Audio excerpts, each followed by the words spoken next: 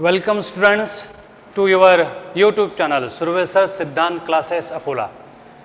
अब इस लेक्चर में हम फैराडेज लॉ ऑफ इलेक्ट्रोलिसिस देखेंगे। इसके पहले लेक्चर में हमने how to predict the product of electrolysis in a different conditions देखा था। आशा करता हूँ कि वो सब आप लोगों ने देखा होगा, वो वीडियोस बार बार देखे होंगे और फिर सारे कंसेप्ट आपके क्लियर हुए होंगे। अगर आपको कुछ भी डाउट आता है तो आप मुझे मेरे नंबर पर व्हाट्सएप करके क्वेरीज भेज सकते हो, मैं वो आपकी क्वेरीज सॉल्व करके दूंगा। न्यूमेरिकल्स होंगे तो उनके स्क्रीनशॉट मैं आपको भेज सकता हूँ सॉल्व करके, तो आप इस तरह से मेरे साथ क्वेरीज शेयर कर सकते हो, मैं आपको क्वेरीज सॉल्व करके दे सकता हूँ। तो इसके पहले लेक्चर में हमने how to predict the product of electrolysis in different conditions देखा है। पीएच बढ़ेगा कम होगा, किस कंडीशन में हालात क्या होंगे, ये हमने देखा था। अब इसके बाद हम नेक्स्ट लेक्चर में Faraday's law of electrolysis study करने जा रहे हैं, लेकिन इन दो लॉज को स्टडी करने से पहले हमें कुछ डेफिनेशंस मालूम चाहिए।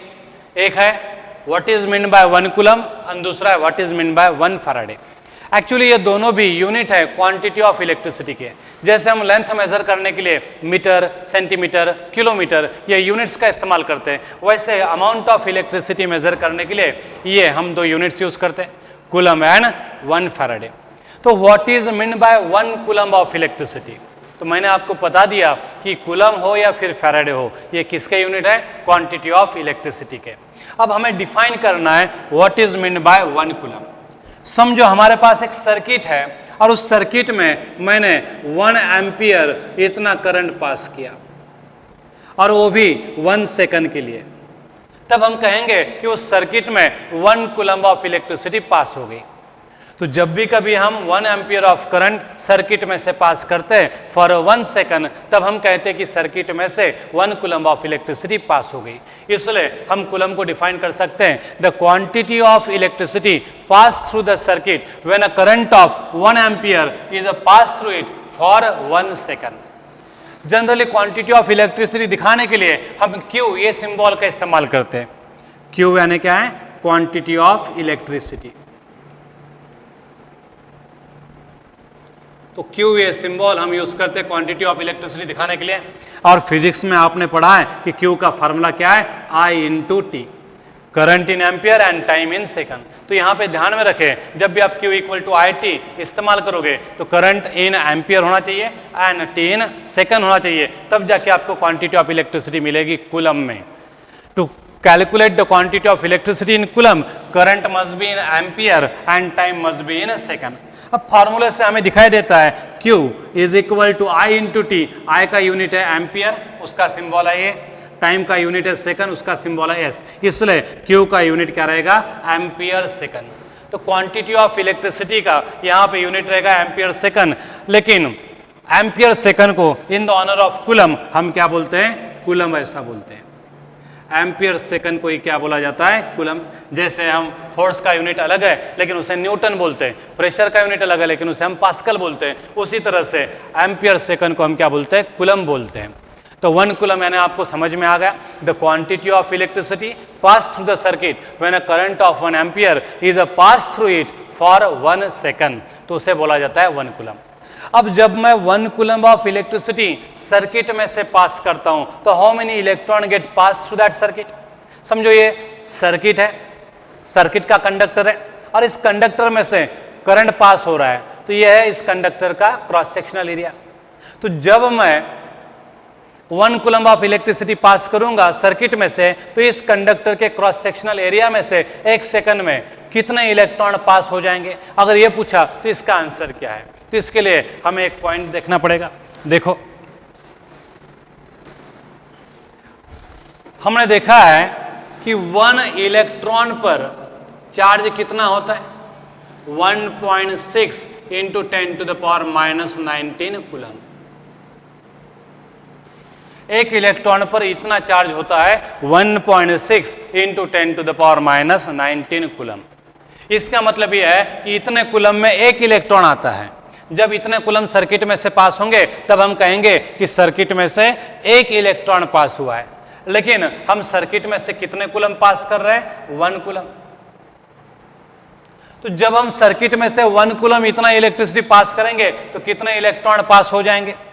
तो ये हमें वैल्यू मालूम करनी है, ये वैल्यू हमें याद रखनी है, क्योंकि बहुत बार सवालों में पूछा जाता है कि when 1 coulomb of electricity is pass through the circuit then how many electron get pass through circuit, ये पूछा जाता है, तो हमें ये आंसर निकालना है। तो देखो वापस एक बार, एक इलेक्ट्रॉन पर चार्ज हमेशा इतना रहता है, जब भी इतना चार्ज सर्किट में से पास होगा तो हम कहेंगे एक इलेक्ट्रॉन सर्किट में से पास हुआ है। जब 1 कूलम इतना चार्ज सर्किट में से पास होगा तो कितने इलेक्ट्रॉन पास होंगे। तो अगर हमने क्रॉस मल्टीप्लिकेशन किया तो हमें number of electrons in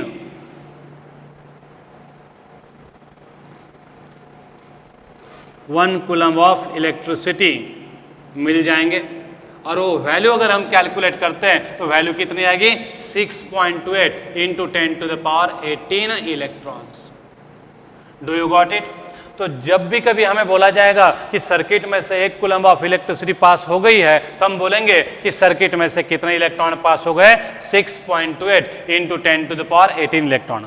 means दूसरे शब्दों में हम बोल सकते हैं 1 coulomb is that charge which is present on 6.28 into 10⁻18 electrons. तो इस तरह से हम 1 कूलम को डिफाइन कर सकते हैं। तो 1 coulomb is nothing but the charge present on 6.28 into 10⁻18 electrons. तो इस तरह से हम कूलम को देख सकते हैं। लेकिन देखो भाई 1 एम्पियर करंट 1 सेकंड के लिए हम पास कर रहे हैं, टाइम ड्यूरेशन बहुत ही छोटा है, इसलिए सर्किट में से क्वांटिटी ऑफ इलेक्ट्रिसिटी भी बहुत कम पास होगी। मतलब कूलम ये जो यूनिट है बहुत छोटा है और इसे यूज करना कन्वीनियंट नहीं होगा। जनरली जो यूनिट छोटे होते हैं तो उनको यूज करना क्या होता है, डिफिकल्ट होता है, बराबर है।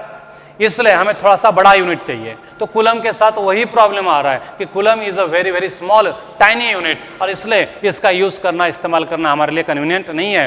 तो इसलिए हमने एक बड़ा सा यूनिट तैयार किया और उस बड़े से यूनिट का नाम है 1 फैराडे। तो क्या बच्चों आपको ये समझ में आया कूलम यानी क्या, what is mean by 1 coulomb. The quantity of electricity when current of 1 ampere is passed through the circuit for 1 second, then that quantity of electricity is called as 1 coulomb. When 1 coulomb passes through the circuit, this much number of electron get passed through it. ये number आपको याद करना है 6.28 into 10⁻18 electron. मतलब इतने electron पर जितना charge है उसे हम क्या बोलेंगे 1 coulomb. Charge present on 6.28 into 10⁻18 electron is called as 1 coulomb. लेकिन कूलम ये बहुत छोटा यूनिट है, कन्वीनियंट नहीं होगा यूज करने के लिए, इसकी मैग्नीट्यूड बहुत ज़्यादा आएगी और बिगर मैग्नीट्यूड को यूज करना हमारे लिए डिफिकल्ट जाता है। इसलिए हमने एक नया यूनिट तैयार किया, कौन सा, फैराडे, जो कि बहुत ही ज़्यादा कन्वीनियंटली हम यूज करते हैं, बराबर है। तो what is mean by 1 Faraday. तो ये क्वाइट बिगर यूनिट है इलेक्ट्रिसिटी का, और 1 फैराडे का डेफिनेशन हम ऐसा कर सकते हैं, ऐसी क्वांटिटी ऑफ इलेक्ट्रिसिटी जो एग्जैक्टली 1 ग्राम इक्विवेलेंट सब्सटेंस को उसके सॉल्यूशन में से डिपॉजिट करती हो या फिर लिबरेट करती हो। सॉलिड होगा तो डिपॉजिट, गैस होगा तो लिबरेट। तो ऐसी क्वांटिटी ऑफ इलेक्ट्रिसिटी जो एग्जैक्टली 1 इक्विवेलेंट ऑफ सब्सटेंस को लिबरेट करती हो या डिपॉजिट करती हो उसे बोला जाता है 1 फैराडे। इसलिए हम डिफाइन करेंगे 1 फैराडे को, the quantity of electricity which exactly deposits और liberates 1 equivalent of substance is called as 1 faraday, बराबर है। अब 1 इक्विवेलेंट ऑफ सब्सटेंस यानी क्या, 1 equivalent of substance is always equal to the equivalent weight of that substance expressed in gram. तो 1 equivalent of substance is always equal to the equivalent weight of substance expressed in gram. तो किसी भी substance के equivalent weight के इतने मैं ग्राम लेता हूं तो उस क्वांटिटी ऑफ मैटर को क्या बोला जाएगा, 1 इक्विवेलेंट बोला जाएगा। अब ये मोल जैसा ही है, जब मैं किसी के मॉलिक्यूलर वेट इतने ग्राम लेता हूं तो उसे 1 मोल बोलता हूं, वैसे किसी के इक्विवेलेंट वेट कितने ग्राम लेता हूं तो मैं उसे 1 इक्विवेलेंट बोलता हूं। तो किसी भी सब्सटेंस के इक्विवेलेंट वेट के इतने ग्राम डिपॉजिट या लिबरेट करने के लिए जो क्वांटिटी ऑफ इलेक्ट्रिसिटी लगती है उसे हम क्या बोलते हैं, 1 फैराडे बोलते हैं।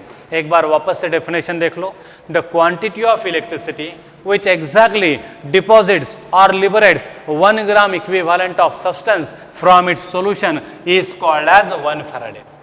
अब 1 फैराडे को कूलम में हम कैसे एक्सप्रेस करेंगे, फैराडे भी क्वांटिटी ऑफ इलेक्ट्रिसिटी का यूनिट है, कूलम भी क्वांटिटी ऑफ इलेक्ट्रिसिटी का यूनिट है, तो दोनों में कुछ ना कुछ तो भी रिलेशन होना चाहिए। तो हमने 1 फैराडे एंड कूलम का रिलेशन देखा, तो 1 फैराडे इज इक्वल टू क्या दिखाई दिया हमें, 96500 कूलम।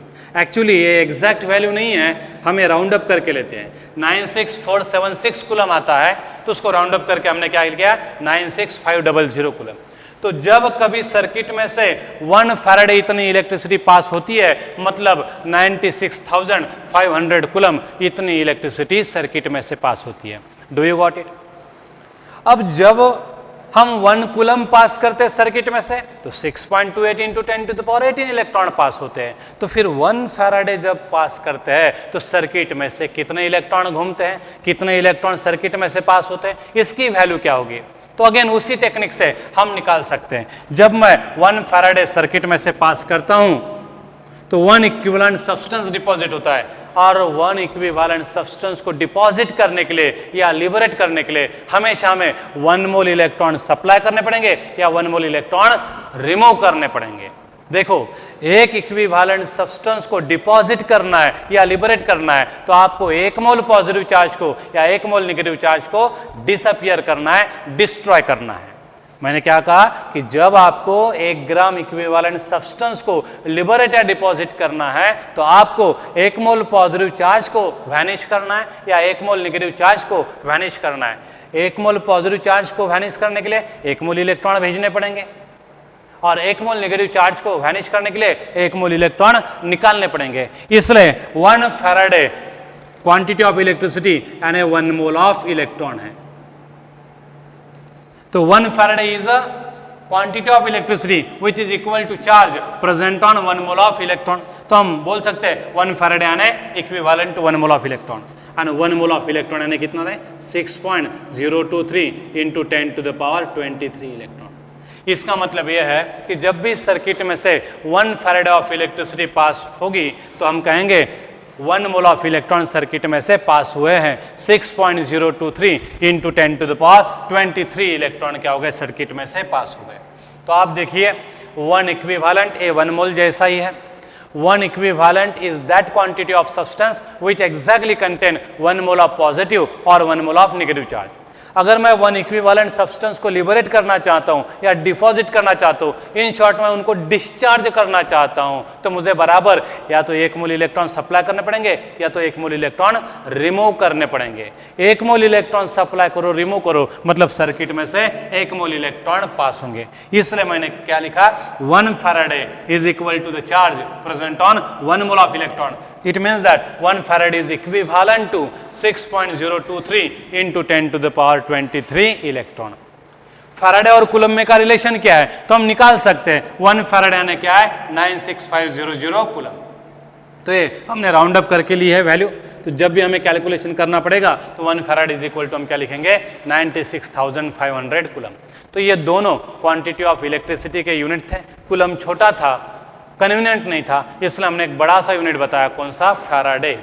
तो फैराडे समझ में आया, the quantity of electricity which exactly deposit और liberates 1 gram equivalent of substance from its solution. अब 1 ग्राम इक्विवेलेंट ऑफ सब्सटेंस यानी क्या, आपको पता है, मैंने मोल कंसेप्ट लिया है आपका। 1 gram equivalent of substance is always equal to the equivalent weight of substance express in gram. तो जिस क्वांटिटी ऑफ इलेक्ट्रिसिटी से 1 इक्विवेलेंट ऑफ सब्सटेंस लिबरेट या डिपॉजिट होता है, उस क्वांटिटी ऑफ इलेक्ट्रिसिटी को हम क्या कहेंगे, 1 फैराडे कहेंगे। बराबर है। तो इस तरह से ये 2 बेसिक डेफिनेशंस थी क्वांटिटी ऑफ इलेक्ट्रिसिटी की, हमें कैलकुलेशन पर्पस के लिए मालूम होनी चाहिए।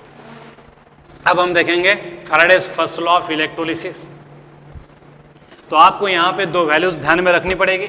1 कूलम यानी how many electron, 6.28 into 10⁻18 electron. 1 Faraday means how many electron, 1 mole electron means 6.023 into 10⁻23 electron. What is the relation between Coulomb and Faraday?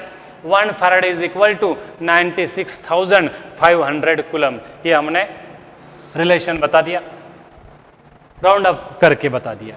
अब हम जाएंगे Faraday's first law of electrolysis की तरफ।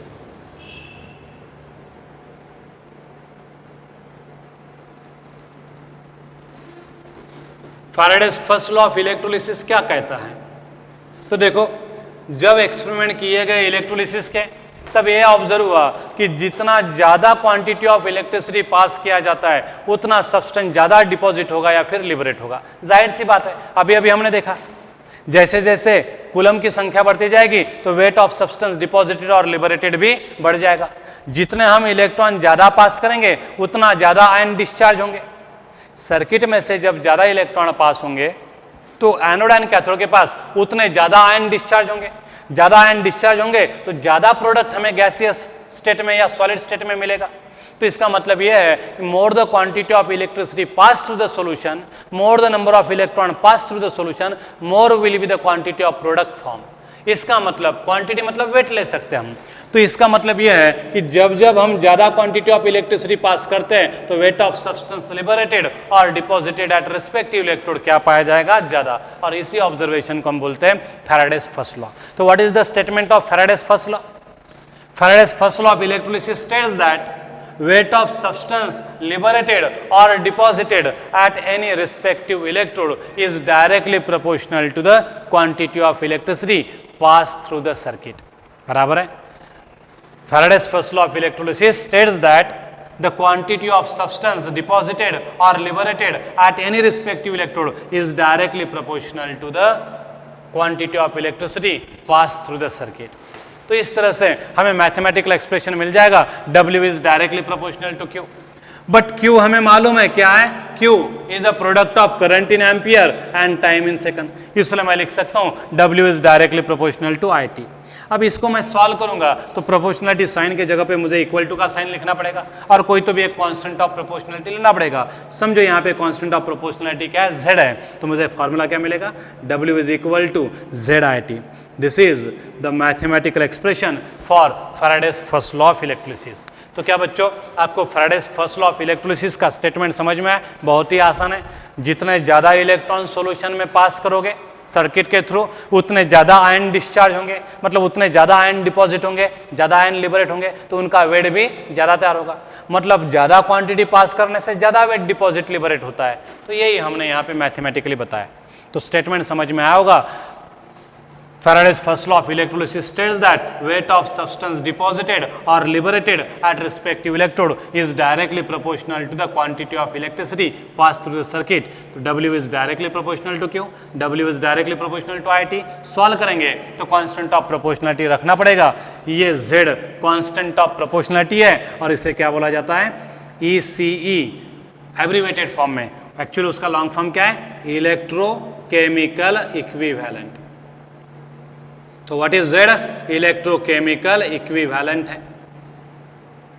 इस तरह से हम फाइनली फैराडेज फर्स्ट लॉ का मैथमेटिकल एक्सप्रेशन लिख सकते हैं। W is the weight of substance deposited और liberated, I current in ampere, T time in second and Z is electrochemical equivalent. बराबर है? तो इस तरह से ये फैराडेज फर्स्ट लॉ का क्या है? मैथमेटिकल एक्सप्रेशन है। अब हमें Z को डिफाइन करना है। इलेक्ट्रोकेमिकल इक्विवेलेंट क्या है भाई? What is mean by Z? तो समझो, अगर मैंने करंट सर्किट में से 1 एम्पियर पास किया 1 सेकंड के लिए, समझो हमने करंट 1 एम्पियर पास किया 1 सेकंड के लिए, तो what is the weight of substance deposited? Z into 1 ampere into 1 second. तो W इज इक्वल टू क्या है? Z। तो Z इलेक्ट्रोकेमिकल इक्विवेलेंट दूसरा तीसरा कुछ नहीं है। क्या है? वेट ऑफ सब्सटेंस डिपॉजिटेड और लिबरेटेड एट एनी इलेक्ट्रोड है by 1 coulomb of electricity when pass for 1 second. तो जब मैं quantity of electricity 1 ampere pass करूंगा 1 सेकंड के लिए, तब जो वेट डिपॉजिट होगा उसे क्या बोला जाएगा? Z बोला जाएगा। तो व्हाट इज इलेक्ट्रोकेमिकल इक्विवेलेंट?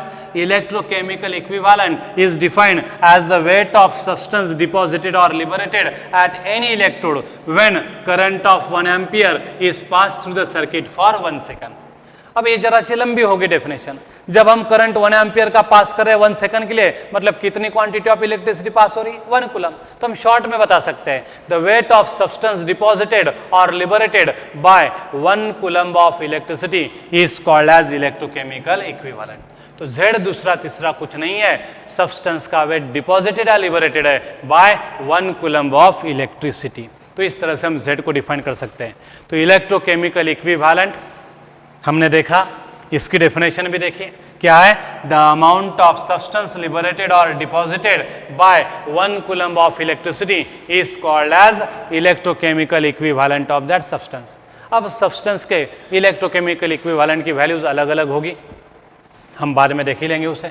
तो आपको ये फैराडेज फर्स्ट लॉ समझ में आया होगा। इसका मैथमेटिकल फार्मूला है W = ZIT, और Z की हमने डेफिनेशन की है by taking current of 1 ampere and pass it for a circuit for 1 second.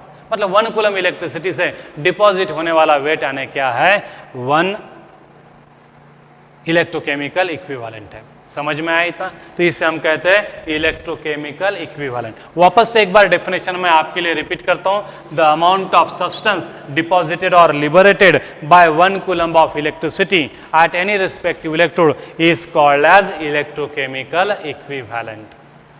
दूसरा ये 1 कूलम्ब पास कर रहे हैं, मतलब कितने इलेक्ट्रॉन पास कर रहे हैं, 6.28 × 10⁻18। तो what is mean by Z? तो Z यानी वो वेट है सब्सटेंस का जो डिपॉजिट होगा या लिबरेट होगा रिस्पेक्टिव इलेक्ट्रोड के पास। कब? जब हम 6.28 × 10⁻18 इलेक्ट्रॉन को सर्किट में से पास करेंगे।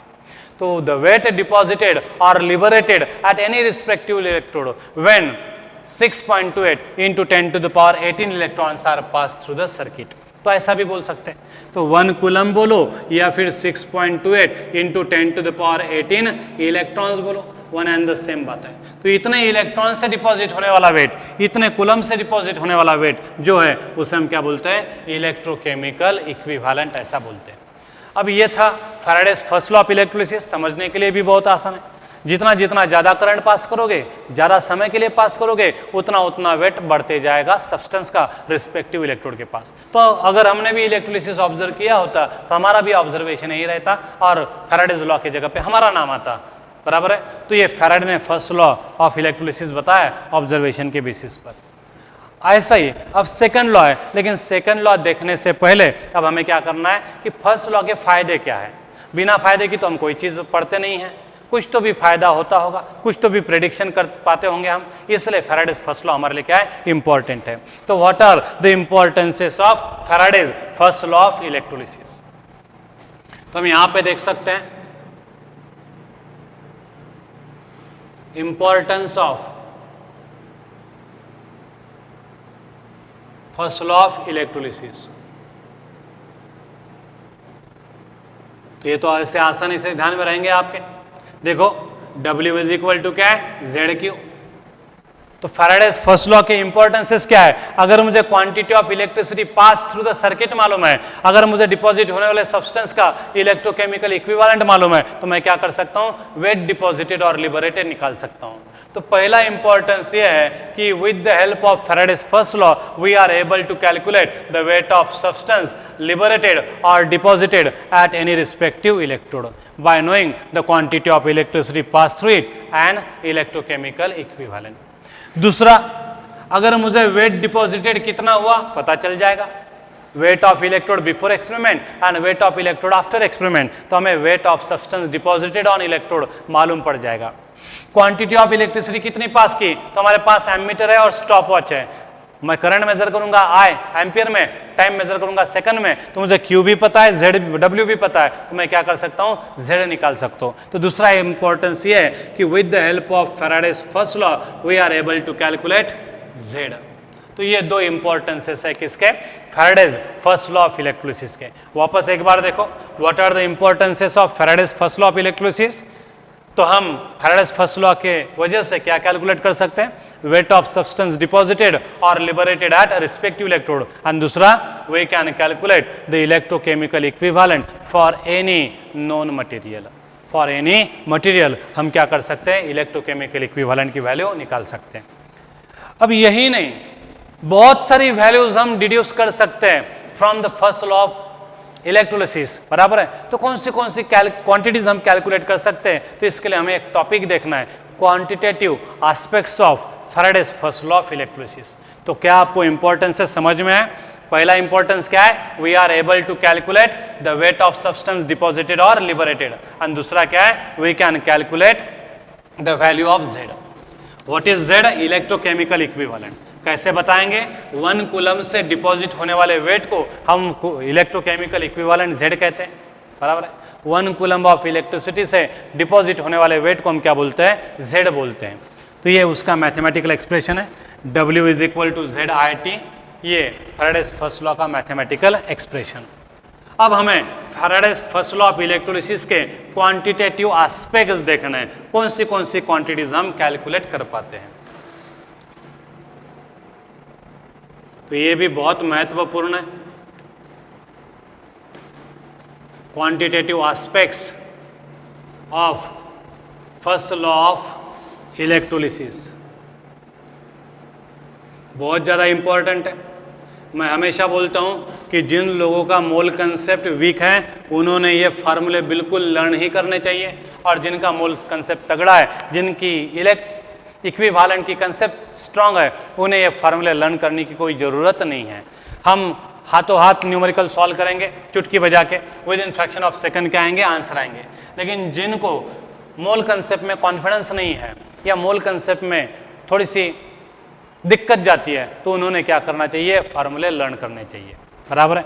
तो हम देखेंगे अब quantitative aspects of first law of electrolysis. तो कौन सी क्वांटिटीज हम निकाल सकते हैं by knowing the Faraday's first law of electrolysis. तो देखो, पहली क्वांटिटी हम निकाल सकते हैं number of moles of electrons pass through the circuit.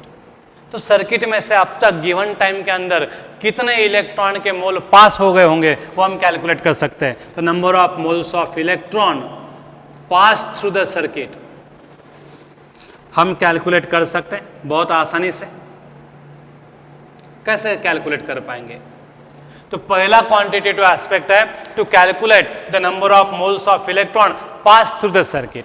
देखिए भाई, हमने फैराडे की डेफिनेशन देखी है और उसमें ये देखा कि जब भी हम 1 फैराडे मतलब 96500 कूलम इतनी क्वांटिटी ऑफ इलेक्ट्रिसिटी पास करते हैं सर्किट में से, तब जाके कहीं 1 मोल इलेक्ट्रॉन पास होता है सर्किट में से, ऐसा हम बोलते हैं। हमने देखा अभी ये टॉपिक शुरू करने से पहले what is mean by 1 Faraday, उसमें देखा है।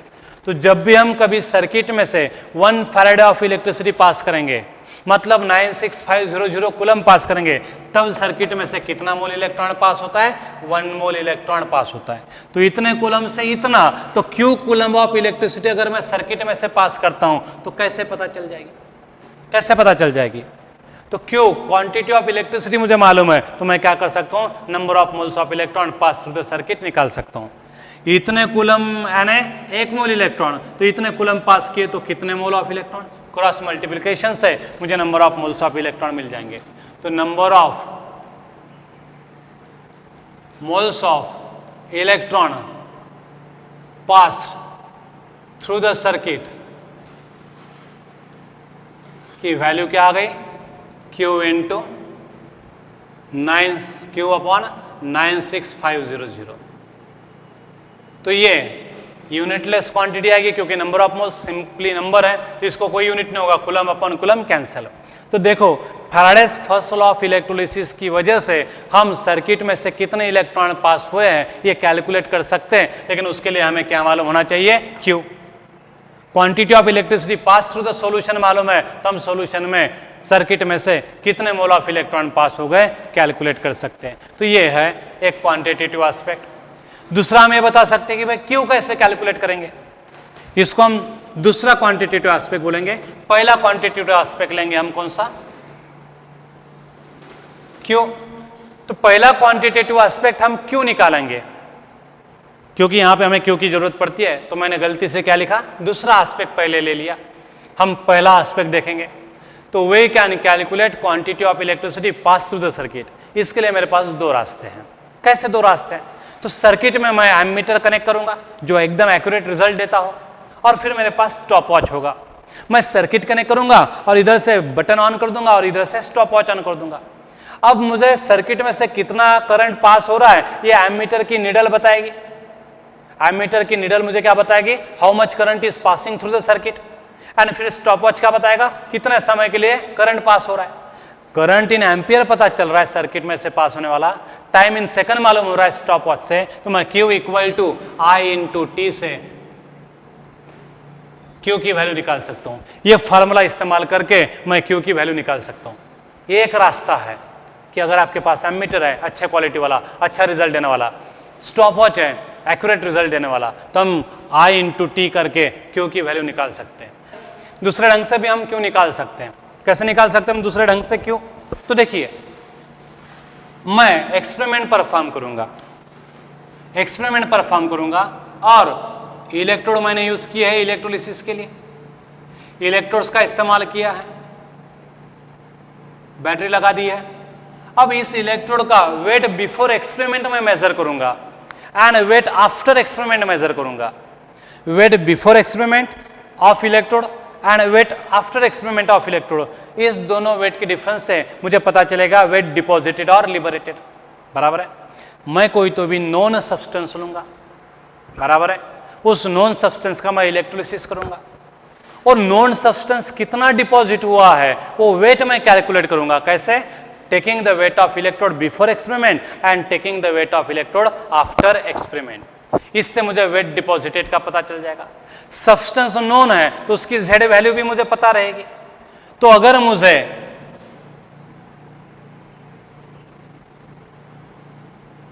जेड की वैल्यू पता है, वेट ऑफ सब्सटेंस डिपॉजिटेड और लिबरेटेड पता है, तो मैं क्यू की वैल्यू निकाल सकता हूं डब्ल्यू बाय जेड। मतलब बिना एमीटर और स्टॉप वॉच के भी मैं क्यू निकाल सकता हूं। एमीटर और स्टॉप वॉच है तो मैं फिर भी तो क्यू निकाल ही सकता हूं। तो क्यू निकालने के लिए मेरे पास दो रास्ते हैं, by using ammeter and stop watch और without using ammeter and stop watch. तो हमें वेट ऑफ सब्सटेंस लिबरेटेड और डिपॉजिटेड मालूम है, सब्सटेंस नोन है तो उसका इलेक्ट्रोकेमिकल इक्विवेलेंट मालूम है, तो W अपॉन Z हमें क्या देगा? Q। तो इस तरह से हम quantity of electricity pass through the circuit calculate कर सकते हैं। और एक बार quantity of electricity pass through the circuit मिल गई तो हम number of moles of electron pass through the circuit निकाल सकते हैं। जब मैं इतने कूलम पास करता हूं तो 1 मोल इलेक्ट्रॉन पास होते हैं, जब Q कूलम पास करूंगा तो कितने मोल पास होंगे? इसलिए यहां पे फार्मूला बनता है number of moles of electron pass through the circuit is equal to Q upon 96500। लेकिन Q की वैल्यू क्या होती है भाई? I into T upon 96500।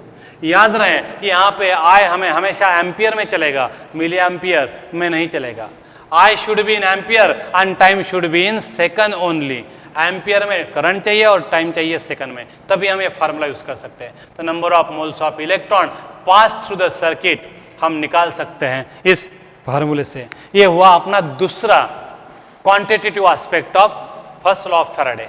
पहला क्या था? To calculate the quantity of electricity, इस दो ढंग से मैं निकाल सकता हूं। दूसरा क्या था? Number of moles of electron pass through the circuit हम कैलकुलेट कर सकते हैं। तो ये number of moles of electron pass through the circuit का फार्मूला क्या है? Q अपॉन 96500 या फिर IT अपॉन 96500। तो ये होगा दूसरा क्वांटिटेटिव एस्पेक्ट। अब तीसरा क्वांटिटेटिव एस्पेक्ट है, हम क्या कर सकते हैं? Number of moles of product form at respective electrode, ये भी कैलकुलेट कर सकते हैं by knowing the number of moles of electron pass through circuit. देखो मैंने क्यू निकाला पहले एस्पेक्ट में, पहली क्वांटिटी कौन सी निकाली? क्यू। क्यू मालूम होने के बाद मुझे number of moles of electron कितने पास हुए वो मालूम है। अब number of moles of electron कितने पास हुए सर्किट में से, इसके बेसिस पर से मैं क्या कर सकता हूं? Number of moles of product कितने लिबरेट डिपॉजिट होंगे वो कैलकुलेट कर सकता हूं। तो तीसरा क्वांटिटेटिव एस्पेक्ट है number of moles of product, जिसको मैं NP कैपिटल NP इस सिंबल से डिनोट करूंगा। स्मॉल n इलेक्ट्रॉन है number of moles of electron और ये NPN है number of moles of product. तो गिवन इलेक्ट्रोड के पास कितने मोल्स ऑफ प्रोडक्ट तैयार होंगे हम कैलकुलेट कर सकते हैं अगर मुझे number of moles of electron pass through the circuit मालूम है। तो कैसे कैलकुलेट करेंगे? तो इसके लिए हमें एक कंसेप्ट देखना पड़ेगा। कौन सा कंसेप्ट देखना पड़ेगा? मोल रेशियो का। What is mean by mole ratio? जब तक हमें मोल रेशियो समझ में नहीं आएगा तब तक हम number of moles of product calculate नहीं करते आएंगे। एक बार देखो ये क्वांटिटेटिव एस्पेक्ट में दूसरा, ये पहला देखा है, यहां पे देख लो पहली क्वांटिटी हमने कौन सी कैलकुलेट की है? क्वांटिटी ऑफ इलेक्ट्रिसिटी, दो ढंग से, by using ammeter and stop watch या फिर without using ammeter and stop watch. Weight कितना डिपॉजिट हुआ? Z की वैल्यू क्या है उस पर से भी Q पता चलता है. Once we got the value of Q, we can calculate the number of moles of electron passing through the circuit. And once we got the value of number of moles of electron passed through the circuit, we are able to calculate number of moles of product. लेकिन कैसे? तो इसके लिए हमें सबसे पहले क्या देखना है, एक मोल रेशो की डेफिनेशन देखनी है. What is mean by mole ratio? तो मोल रेशो एक क्वांटिटी है जिसकी डेफिनेशन यानी हम फार्मूला पढ़ के ही बताएंगे. मोल रेशो यानी क्या है? Number of moles of product form at respective electrode to the number of moles of electron required. तो मोल रेशो की डेफिनेशन क्या है तो हम फार्मूला ही पढ़ के बताएंगे. बहुत बार हम डेफिनेशन बताते तो एक फार्मूला ही पढ़ के बताते हैं. तो mole ratio is defined as the ratio of number of moles of product form to the number of moles of electron pass through the circuit. तो देखिए फार्मूला एक बार, फार्मूला दिख रहा है आपको. The number of moles of product form to the number of moles of electron required is called as mole ratio. तो mole ratio अगर पता है, number of moles of electron pass through the circuit पता है, तो हम क्या कर सकते हैं, number of moles of product form निकाल सकते हैं. तो देखो यहां पे मैं ऐसा लिखता हूं, mole ratio is equal to number of moles of product form upon number of moles of electron. Number of moles of electron मालूम है, नंबर ऑफ मोल रेशो मालूम है, तो हम क्या कर सकते हैं, number of moles of product form निकाल सकते हैं. तो कैसे, देख लीजिएगा इधर. तो मोल रेशो क्या है, बहुत ही इंपॉर्टेंट कंसेप्ट है ये. The ratio of number of moles of product form at a respective electrode to the number of moles of electron required for that purpose. तो इस रेशो को हम बोलते हैं मोल रेशो. एक बार वापस से देख लो, इलेक्ट्रोड के पास प्रोडक्ट के कितने मोल डिस्चार्ज हुए और उसके लिए कितने इलेक्ट्रॉन लगे, इन दोनों का रेशो यानी क्या है, मोल रेशो है. मैं वापस से डेफिनेशन बोलता हूं, आप ध्यान से सुन लो. क्या है, the ratio of number of moles of product form at respective electrode to the number of moles of electron required for that purpose. अब मोल रेशो मालूम होगा, number of moles of electron pass through the circuit मालूम होंगे, तो हम क्या कर सकते हैं, number of moles of product form निकाल सकते हैं. इसलिए अब क्या करना पड़ेगा, तो number of moles of product form at respective electrode is equal to क्या है, number of moles of electron pass through the circuit into क्या है, मोल रेशो. अब मोल रेशो जब तक कैलकुलेट करते नहीं आएगा तब तक हमें number of moles of product form निकालते नहीं आएंगे. अब मोल रेशो कैसे कैलकुलेट करते हैं, तो बड़ी सी सिंपल सी बात है. देखो हम इलेक्ट्रोलिसिस की बात कर रहे हैं. इलेक्ट्रोलिसिस की जब बात करते हैं तो कैटायन कैथोड के पास रिड्यूस होते हैं एंड एनायन एनोड के पास ऑक्सीडाइज होते हैं. हम इलेक्ट्रोलिसिस की बात कर रहे हैं तो कैटायन रिड्यूस होंगे कैथोड के पास एंड एनायन रिड्यूस ऑक्सीडाइज होंगे किसके पास, एनोड के पास. अब कैटायन के लिए मोल रेशो क्या होगा, अनायन के लिए मोल रेशो क्या होगा, तो कैटायन के लिए मोल रेशो निकालना बहुत ही आसान है. सिवाय H पॉजिटिव आयन के, सिवाय H पॉजिटिव आयन के जो भी कैटायन डिस्चार्ज होगा कैथोड के पास, उसका मोल रेशो कितना होगा, reciprocal of its charge. Reciprocal of its charge. समझो अब एल्यूमिनियम ट्राई पॉजिटिव आयन है, सॉल्यूशन में एल्यूमिनियम ट्राई पॉजिटिव आयन है और मुझे इसका 1 मोल डिपॉजिट करना है. तो 1 मोल एल्यूमिनियम डिपॉजिट करने के लिए मुझे कितने इलेक्ट्रॉन सप्लाई करने पड़ेंगे, 3 मोल. 3 पॉजिटिव चार्ज को गायब जो करना है. तो 1 मोल एल्यूमिनियम आयन को मुझे डिस्चार्ज करना है, तो मुझे 3 मोल पॉजिटिव चार्ज को डिस्चार्ज करना है, गायब करना है. तो 3 मोल पॉजिटिव चार्ज को गायब करने के लिए 3 मोल इलेक्ट्रॉन लगेंगे.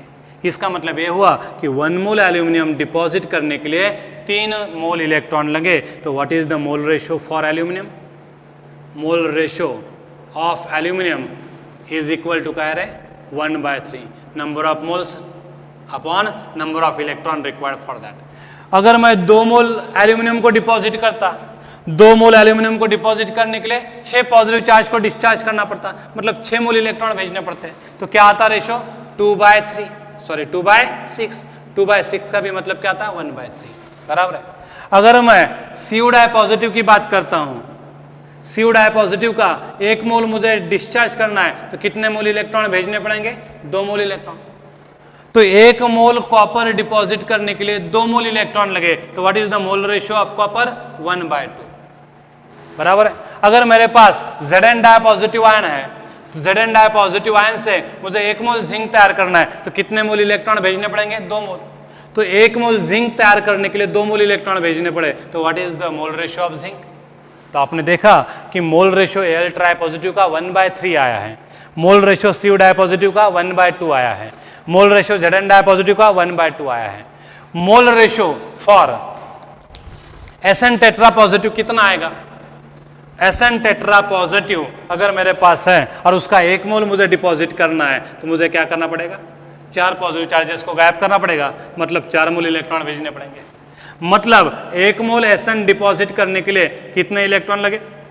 मतलब यहाँ पे मोल रेशियो Sn का कितना है? 1/4। तो आपने ये देखकर आपको अंदाजा आया होगा कि mole ratio is nothing but the reciprocal of charge present on cation. तो आपको कटायन का मोल रेशियो कटायन को देखते बराबर बोलते आएगा। किसी भी कटायन का मोल रेशियो कितना होगा? Reciprocal of its charge.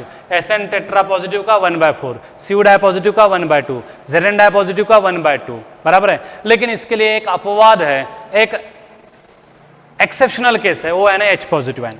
अगर मैं 1 मोल H2 को डिपॉजिट करना चाहता हूं, 1 मोल H2 गैस को लिबरेट करना चाहता हूं, तो 2 मोल H पॉजिटिव को क्या करना पड़ेगा? डिस्चार्ज करना पड़ेगा। प्रोडक्ट के नंबर ऑफ मोल्स की बात कर रहे हैं हम, रिएक्टेंट की नहीं। प्रोडक्ट 1 मोल चाहिए, H2 गैस 1 मोल चाहिए, तो 1 मोल H2 गैस तैयार करने के लिए 2 H पॉजिटिव को रिड्यूस करना पड़ेगा, और 2 H पॉजिटिव को रिड्यूस करने के लिए कितने इलेक्ट्रॉन लगेंगे? 2। और इसलिए 1 मोल H2 तैयार करने के लिए कितने इलेक्ट्रॉन लगेंगे? 2। तो यहाँ पे मोल रेशियो ऑफ H2 कितना है? 1/2। तो H पॉजिटिव आयन के लिए सिर्फ ये फंडा एप्लीकेबल नहीं होगा, तो आप H पॉजिटिव आयन के लिए ध्यान में रख सकते हैं what is the value of mole ratio for H positive? 1/2। और बाकी सारे कटायन के लिए मोल रेशियो की वैल्यू क्या होगी? Reciprocal of the charge present on cation, बराबर है। समझ में आ गए? तो किसी भी कटायन के लिए उसका मोल रेशियो कितना होगा? Reciprocal of the charge present on cation. सिर्फ इसमें एक एक्सेप्शनल केस है, कौन है? H positive. H पॉजिटिव का मोल रेशियो 1/1 नहीं है, H पॉजिटिव का मोल रेशियो कितना है? 1/2, क्योंकि 1 मोल H2 तैयार करने के लिए 2 मोल इलेक्ट्रॉन लगे हैं, इसलिए मोल रेशियो H पॉजिटिव के लिए कितना है? 1/2 है। बाकी सारे कटायन के लिए मोल रेशियो क्या है? Reciprocal of charge. अगर आपको मोल रेशियो निकालते आया, number of moles of electron तो हमने निकाले, तो उस पर से हम number of moles of product निकाल सकते हैं, कितना तैयार होगा। तो हमें number of moles of electron pass through the circuit मालूम है, Q/96500। मोल रेशियो कटायन का निकालते आता है, reciprocal of the charge present on cation. सिर्फ इसमें एक्सेप्शनल केस कौन है? H positive ion. H positive आने के लिए मोल रेशियो कितना लेना है? 1/2। बाकी सारे सिंपल कटायन के लिए मोल रेशियो कितना लेना है? चार्ज का रेसिप्रोकल। किसी के ऊपर +3 चार्ज है तो उसका मोल रेशियो 1/3, +2 चार्ज है तो उसका मोल रेशियो 1/2, 1 चार्ज है तो मोल रेशियो 1/1 आएगा। समझ में? अब अनायन का मोल रेशियो कैसे निकालते हैं? तो अनायन का मोल रेशियो निकालने के लिए ये वाला फंडा चलता नहीं है, आपको अनायन लेकर उससे प्रोडक्ट बनाकर देखना पड़ेगा, और 1 मोल प्रोडक्ट बनाने के लिए सच में कितने इलेक्ट्रॉन ट्रांसफर हुए वो बैलेंस करके देखना पड़ेगा, तब जाके आप अनायन का मोल रेशियो निकाल सकते हो। जैसे कि अनायन है Cl negative ion. Cl negative ion जब भी ऑक्सीडाइज होता है तो क्या तैयार होता है? Cl2। कभी Cl एटम नहीं मिलते, Cl2 मिलता है। तो जब मैं Cl नेगेटिव आयन को डिस्चार्ज करता हूँ एनोड के पास, तो Cl2 तैयार होगा। तो 1 मोल Cl2 के लिए कितने मोल Cl नेगेटिव लगेंगे? तो 1 मोल Cl2 तैयार होगा 2 मोल Cl नेगेटिव से बाय लूजिंग 2 इलेक्ट्रॉन। तो 1 मोल प्रोडक्ट तैयार हुआ, लेकिन उसके लिए कितने मोल इलेक्ट्रॉन लगे? 2। इसलिए मोल रेशियो ऑफ Cl नेगेटिव कितना आ रहा है? 1/2। अनायन के लिए मोल रेशियो निकालना है तो आपको रिएक्शन लिख के देखनी पड़ेंगी, हाफ रिएक्शंस लिख के देखनी पड़ेंगी। जैसे मैंने ऑक्सीडेशन ऑफ Cl नेगेटिव लिखा, twice Cl negative gives Cl2 + 2 मोल इलेक्ट्रॉन। तो 1 मोल Cl2 तैयार करने के लिए 2 मोल इलेक्ट्रॉन को लूज करना पड़ा, तो मोल रेशियो क्या है? Number of moles of Cl2 form to the number of moles of electron required. अगर OH नेगेटिव की बात करते हैं, OH नेगेटिव से O2 गैस तैयार होता है। अब OH नेगेटिव में तो एक ही ऑक्सीजन है, हमें तो O2 तैयार करना है। O2 के लिए 2 ऑक्सीजन चाहिए, 2 ऑक्सीजन के लिए 2 OH नेगेटिव लेने पड़ेंगे। जब दो OH नेगेटिव ऑक्सीडाइज होंगे तो O2 गैस तैयार होगा, ट्वाइस H पॉजिटिव आयन तैयार होंगे एंड 4 इलेक्ट्रॉन लूज होंगे। तो 1 मोल O2 तैयार करने के लिए कितने मोल इलेक्ट्रॉन ट्रांसफर हुए भाई? 4 मोल। देखो रिएक्शन बैलेंस है, twice OH negative gives O2 plus twice H positive plus 4 electron. इधर 2 नेगेटिव चार्जेस है, इधर भी कितने हैं? 2 नेगेटिव चार्जेस है, मतलब रिएक्शन बैलेंस है। तो 1 मोल O2 तैयार करने के लिए 4 मोल इलेक्ट्रॉन ट्रांसफर हुए। तो what is the mole ratio for oxygen? 1/4। 1 mole oxygen deposit करने के लिए 4 मोल इलेक्ट्रॉन लगे। तो इसलिए हम अनायन का मोल रेशियो इस तरह से निकाल सकते हैं। तो H पॉजिटिव के लिए मोल रेशियो 1/2, बाकी सारे सिंपल कटायन के लिए रेसिप्रोकल ऑफ चार्ज की इतना मोल रेशियो होगा। अनायन के लिए हमें ऐसा करके देखना पड़ेगा। 1 मोल प्रोडक्ट तैयार करने के लिए कितने इलेक्ट्रॉन ट्रांसफर हुए वो पता चल गया, तो हम इस फार्मूले में वैल्यूज रखेंगे। 1 मोल O2 तैयार करने के लिए 4 मोल इलेक्ट्रॉन, 1 मोल Cl2 तैयार करने के लिए 2 मोल इलेक्ट्रॉन। एक बार मोल रेशियो मिल गया तो हमें number of moles of product भी कैलकुलेट करते आएगा। तो number of moles of electron pass through the circuit into mole ratio, इससे हमें number of moles of product मिलेंगे। अब इस फार्मूले को मैं लिख सकता हूं कैसे? Number of moles of product form is equal to Q की वैल्यू क्या है? I into T upon 96500 into mole ratio. तो मोल रेशियो क्या बच्चों आपको समझ में आया? आप वापस से वीडियो रिवाइज करके मोल रेशियो कटायन का अनायन का कैसे निकालना है वो देख सकते हैं। कटायन के लिए सिंपल सी बात है, जितना भी चार्ज है कटायन के ऊपर उसका रेसिप्रोकल ले लो, आपको मोल रेशियो ऑफ कटायन मिलेगा। सिर्फ इसमें एक एक्सेप्शनल केस है, कौन है? H पॉजिटिव आयन, उसके लिए मोल रेशियो कितना है? 1/2। अनायन के लिए आपको हाफ सेल रिएक्शन लिख के देखनी पड़ेगी। 1 मोल एनोड के पास प्रोडक्ट तैयार करने के लिए कितने इलेक्ट्रॉन ट्रांसफर हुए वो आपको रिएक्शन लिख के देखना पड़ेगा, तब जाके आपको उसका मोल रेशियो मिलेगा। मोल रेशियो मिल गया, number of moles of electron मिल गए, तो हम number of moles of product form कर सकते हैं IT upon 96500 into mole ratio.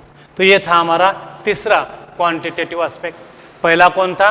How to determine quantity of electricity. 2 methods देखी हमने, by using instrument and without using instrument. दूसरा देखा to calculate number of moles of electron pass through the circuit by knowing the quantity of electricity Q। तीसरा हमने देखा to calculate the number of moles of product form। अब last रहा है to calculate the weight of product form at electrode। तो weight of any electrode, weight of any substance form at electrode कितना होगा वो भी हम देख सकते हैं।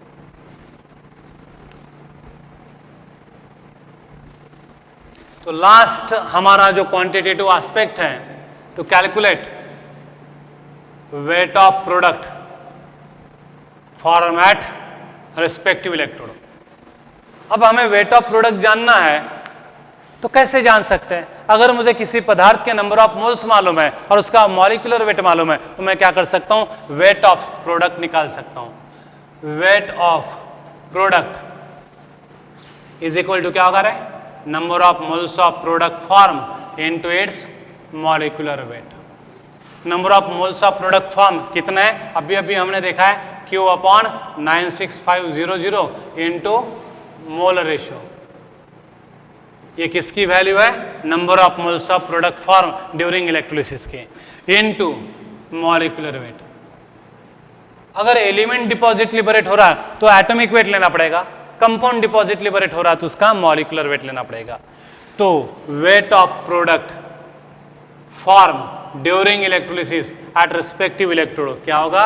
Q upon 96500 into mole ratio into molecular weight. Element होगा तो एटॉमिक वेट लेना पड़ेगा, मॉलिक्यूल होगा तो क्या लेना पड़ेगा? Molecular weight. तो इस तरह से ये 4 क्वांटिटेटिव एस्पेक्ट्स हैं किसके? Faraday's first law of electrolysis के। We can calculate Q, we can calculate number of moles of electron, we can calculate number of moles of product form and we can calculate mass of product form or weight of product form during electrolysis at respective electrode। तो ये था Faraday's first law and उसका quantitative aspect. ठीक है बच्चों।